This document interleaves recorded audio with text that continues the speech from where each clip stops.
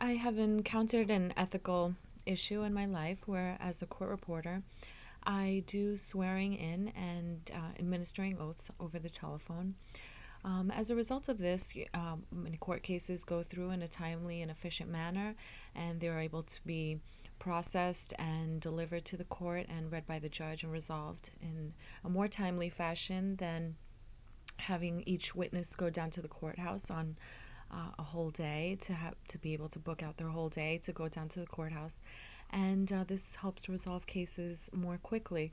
The ethical issue is if we are allowed to administer oaths or notarize documents over the telephone, and the problem is that if we don't, as court reporters, basically the court system would come to a halt because it would be impossible to book out an expert witness for each case. So many cases that are given a day, and considering how much it costs to book an expert witness for a whole day instead of the 20 minutes it would take to take all their testimony over the telephone.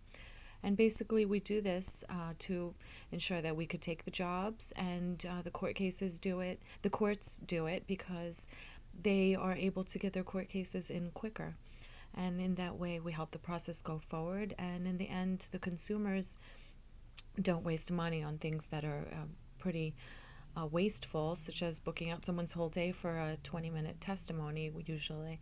And so in the end, it really works out to the benefit of the courts, which would have to pay the cost at least half the times, and to the consumer, which would be the lawyer's client, which would have to take up the cost the other rest of the time that they would be preparing with their own expert witnesses. So with this dilemma, we go forward and just hope that